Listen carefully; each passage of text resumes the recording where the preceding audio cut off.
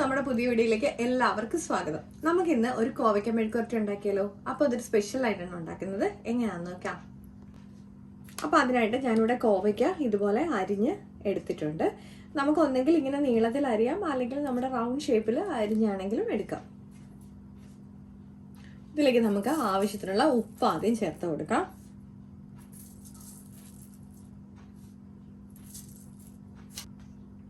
ആവശ്യത്തിനുള്ള മഞ്ഞൾപ്പൊടി ചേർത്ത് കൊടുക്കാം. നമുക്ക് ലേശം മുളക് പൊടി ചേർത്ത് കൊടുക്കാം.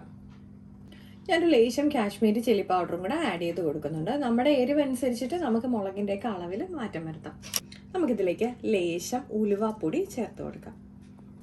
ലേശം കായം പൊടിച്ചതും കൂടെ ചേർത്ത് കൊടുക്കാം. നമുക്കിനി ഇതിലേക്ക് വെളിച്ചെണ്ണ ഒഴിച്ചു കൊടുക്കാം.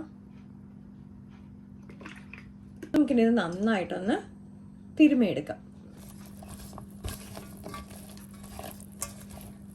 ഇപ്പം നമ്മളിത് നന്നായിട്ട് പുരട്ടി എടുത്തിട്ടുണ്ട്. അപ്പോൾ നമുക്ക് ഈ സമയത്ത് ഉപ്പിൻ്റെ കുറവോ അല്ലെങ്കിൽ എരിവ് കുറച്ചുകൂടെ വേണമെന്നുണ്ടെങ്കിൽ ഈ സമയത്ത് നമുക്ക് കുറച്ചുകൂടി ആഡ് ചെയ്ത് കൊടുക്കാം. എന്നിട്ട് ഇതൊരു 5 മിനിറ്റ് റെസ്റ്റ് ചെയ്യാൻ വയ്ക്കാം. നമ്മുടെ ചട്ടി ചൂടായിട്ടുണ്ട്. അപ്പം നമുക്ക് അതിനകത്തോട്ട് ആവശ്യത്തിനുള്ള എണ്ണ ഒഴിച്ചു കൊടുക്കാം. കറിവേപ്പില ഇട്ട് കൊടുക്കാം.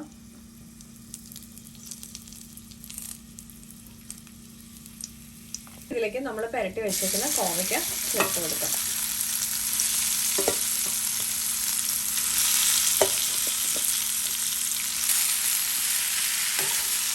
നമുക്കിത് നന്നായിട്ടൊന്ന് ഇളക്കിയതിന് ശേഷം ലോ ഫ്ലെയിമിൽ ഇട്ടിട്ട് നമുക്ക് അടച്ച് വെച്ചിട്ട് കുക്ക് ചെയ്യാം.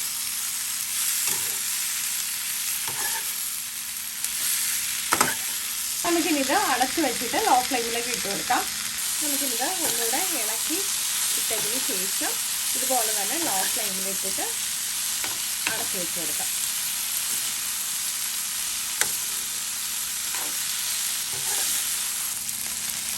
ഇപ്പം നമ്മുടെ കോവയ്ക്ക നന്നായിട്ട് വെന്ത് നല്ല ഇതായിട്ട് വന്നിട്ടുണ്ട്. അപ്പം നമുക്കിത് കുറച്ച് നേരം ലോ ഫ്ലെയിമിൽ തന്നെ തുറന്ന് വയ്ക്കാം. എന്നാലും നമുക്കിത് നന്നായിട്ടൊന്ന് മൊരിഞ്ഞൊക്കെ വരികയുള്ളൂ. അപ്പം നമ്മുടെ മെഴുക്കുവരട്ടി ഇവിടെ റെഡി ആയിട്ടുണ്ട്. അപ്പോൾ എല്ലാവർക്കും ഇഷ്ടപ്പെട്ടിട്ടുണ്ടെങ്കിൽ ട്രൈ ചെയ്യാൻ നോക്കണം. മറ്റു വീഡിയോ കാണും വരെ നന്ദി, നമസ്കാരം.